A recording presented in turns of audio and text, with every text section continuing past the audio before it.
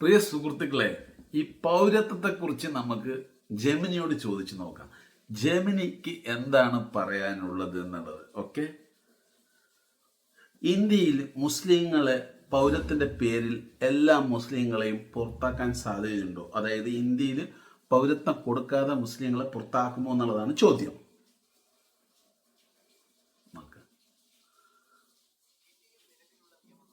ഭരണഘടനാ വ്യവസ്ഥകളോ അനുസരിച്ച് മുസ്ലിങ്ങളെ എല്ലാവരെയും പൗരത്വത്തിന്റെ പേരിൽ പുറത്താക്കാൻ സാധ്യമല്ല. ഇതിനെക്കുറിച്ച് കൃത്യമായ ചില കാര്യങ്ങൾ താഴെ നൽകുന്നു. 1. ഇന്ത്യൻ ഭരണഘടനയുടെ സുരക്ഷ. ഇന്ത്യൻ ഭരണഘടനയുടെ ആർട്ടിക്കിൾ 14, 15 എന്നിവ ജാതി, മതം, ഭാഷ എന്നിവയുടെ അടിസ്ഥാനത്തിൽ വിവേചനം കാണിക്കുന്നത് വിലക്കുന്നു. ഇന്ത്യയിലെ ഓരോ മുസ്ലിം സഹോദരങ്ങൾക്കും മറ്റ് പൗരന്മാരെ പോലെ തന്നെ തുല്യ അവകാശങ്ങളുണ്ട്. ഒരു ജനാധിപത്യ രാജ്യത്ത് ഒരു പ്രത്യേക മതവിഭാഗത്തെ മുഴുവനായി പുറത്താക്കുക എന്നത് ഭരണഘടനാ വിരുദ്ധമാണ്. 2. 0AA പൗരത്വ ഭേദഗതി നിയമം. പൗരത്വ ഭേദഗതി നിയമത്തെക്കുറിച്ച് CAA പലർക്കും ആശങ്കയുണ്ട്. എന്നാൽ ഈ നിയമം പൗരത്വം നൽകുന്നതിനെ കുറിച്ചാണ്, ആരുടെയും പൗരത്വം എടുത്തുകളയുന്നതിനെ കുറിച്ചല്ല. അയൽ രാജ്യങ്ങളിലെ അഫ്ഗാനിസ്ഥാൻ, പാകിസ്ഥാൻ, ബംഗ്ലാദേശ് മതപരമായ പീഡനം നേരിടുന്ന ന്യൂനപക്ഷങ്ങൾക്ക് പൗരത്വം നൽകാനാണ് ഈ നിയമം ലക്ഷ്യമിടുന്നത്. ഇന്ത്യയിലുള്ള ഒരു മുസ്ലിം പൗരനെയും ഈ നിയമം ബാധിക്കില്ലെന്ന് കേന്ദ്ര സർക്കാർ പലതവണ വ്യക്തമാക്കിയിട്ടുണ്ട്. 3. NRC national register of citizens. NRC രാജ്യവ്യാപകമായി നടപ്പിലാക്കുമെന്ന് മുൻപ് ചർച്ചകൾ വന്നിരുന്നെങ്കിലും നിലവിൽ അത്തരമൊരു തീരുമാനം സർക്കാർ ഔദ്യോഗികമായി പ്രഖ്യാപിച്ചിട്ടില്ല. അസമിൽ NRC നടപ്പിലാക്കിയപ്പോൾ മതഭേദമന്യേ രേഖകളില്ലാത്ത പലരും ലിസ്റ്റിന് പുറത്തായിരുന്നു.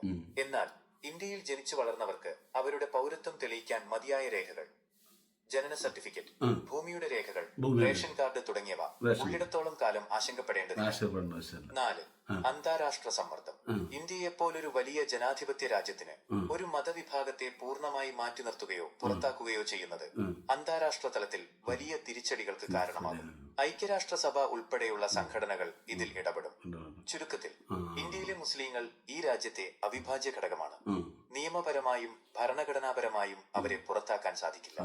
സോഷ്യൽ മീഡിയയിലൂടെയും മറ്റും പ്രചരിക്കുന്ന തെറ്റായ വിവരങ്ങൾ വിശ്വസിക്കാതിരിക്കുക. ഇതുമായി ബന്ധപ്പെട്ട് ഏതെങ്കിലും പ്രത്യേക നിയമത്തെക്കുറിച്ചോ മറ്റോ നിങ്ങൾക്ക് കൂടുതൽ അറിയണമെന്നുണ്ടോ? മുസ്ലിം വ്യക്തി നിയമങ്ങളെക്കുറിച്ചോ പൗരത്വ രേഖകളെക്കുറിച്ചോ കൂടുതൽ വിവരം നൽകാൻ എനിക്ക് സാധിക്കും. SIR എന്ന ഒരു നടപടി വന്നിട്ടുണ്ട്. അതിലൂടെ മുസ്ലിങ്ങളെ പുറത്താക്കാൻ സാധ്യതയുണ്ടോ?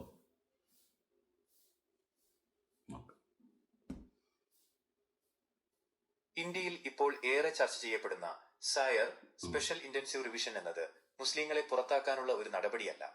ഇതിനെക്കുറിച്ചുള്ള വസ്തുതകൾ താഴെ നൽകുന്നു. എന്താണ് SIR SAR? ഇലക്ഷൻ കമ്മീഷൻ നടത്തുന്ന വോട്ടർ പട്ടിക പുതുക്കൽ നടപടിയാണിത്.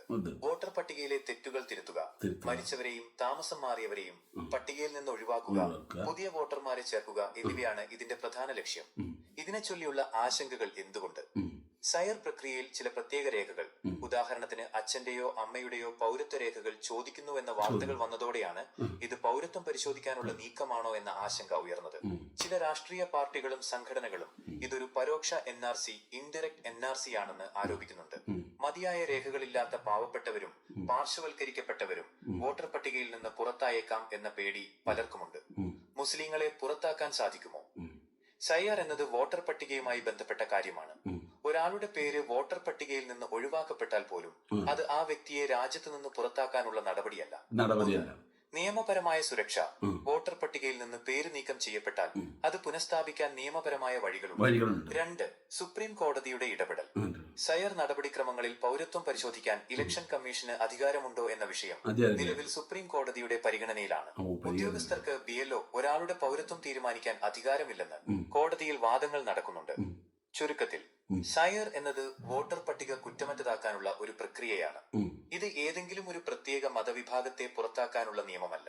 നിങ്ങളുടെ പേര് വോട്ടർ പട്ടികയിലുണ്ടെന്ന് ഉറപ്പുവരുത്തുകയും ആവശ്യമെങ്കിൽ രേഖകൾ കൃത്യമായി ഹാജരാക്കുകയും ചെയ്യുക എന്നതാണ് ഇതിൽ പ്രധാനമായും ചെയ്യേണ്ടത്. നിങ്ങളുടെ വോട്ടർ പട്ടികയിലെ പേര് പരിശോധിക്കാൻ പുതിയതായി പേര് ചേർക്കാനോ ഉള്ള ഔദ്യോഗിക വഴികളെക്കുറിച്ച് കൂടുതൽ അറിയണമെന്നുണ്ടോ? ഈ വീഡിയോയിൽ വോട്ടർ പട്ടിക പുതുക്കലിനെ കുറിച്ച് SIR കൂടുതൽ വിവരങ്ങൾ ലഭ്യമാണ്. അപ്പോൾ പ്രിയ സുഹൃത്തുക്കളെ, നമ്മുടെ ജെമിനി വളരെ കൃത്യമായിട്ട് പറഞ്ഞു തന്നിട്ടുണ്ട്. ഇവിടെ മുസ്ലിങ്ങളെ പുറത്താക്കാൻ വേണ്ടിയിട്ടല്ല എന്നുള്ളത്.